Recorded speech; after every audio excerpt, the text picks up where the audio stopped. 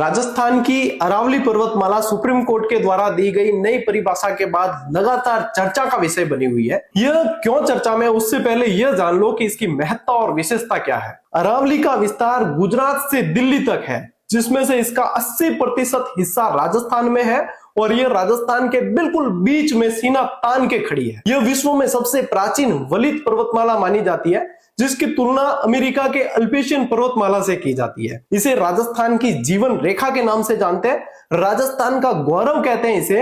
यह जल विभाजन रेखा का काम भी करती है। अरावली में राजस्थान की सर्वाधिक जैव विविधता देखने को मिलती है। इसमें लगभग 300 देसी पौधों की प्रजातियां और 120 पक्षियों की प्रजातियां हैं और सैकड़ों वन्य जीवों की प्रजातियां यहाँ पे पाई जाती है। राजस्थान की धार्मिक पहचान को भी ये संजोए हुए हैं और राजस्थान के सभी मंदिरों में से लगभग 40% मंदिर इन्हीं पहाड़ियों में स्थित है। यह अरावली ही है जिसकी वजह से रेगिस्तान का फैलाव रुका हुआ है, अन्यथा जो उत्तरी भारत की संबंधता अभी हम देख पा रहे हैं वो रेगिस्तानी मरुस्थल में तब्दील हो चुका होता। जो दिल्ली और एनसीआर के लोग अब तक भी सांस ले पा रहे हैं, उसके पीछे भी कहीं ना कहीं अरावली का ही योगदान है। अन्यथा एनसीआर क्षेत्र में प्रदूषण का लेवल आप सभी जानते हैं। राजस्थान में जो अरब सागर के मानसून से वर्षा होती है, यह सिर्फ अरावली के कारण ही हो रही है, नहीं तो यहाँ अकाल के अलावा कुछ देखने को नहीं मिलेगा। वर्तमान में केंद्र सरकार की एक रिपोर्ट के अनुसार अरावली की पहाड़ियों की नई परिभाषा पर सुप्रीम कोर्ट का रुझान देखने को मिला है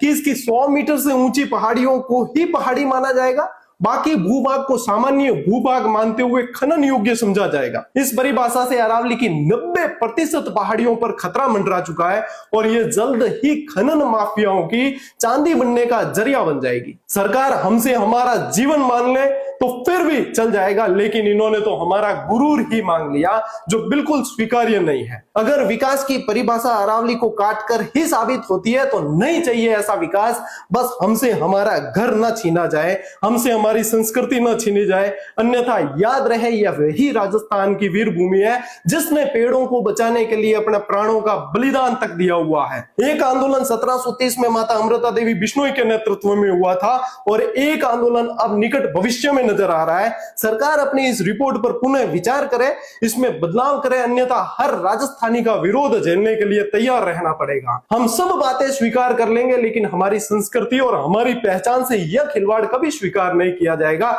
जय जय राजस्थान, जय जय अरावली।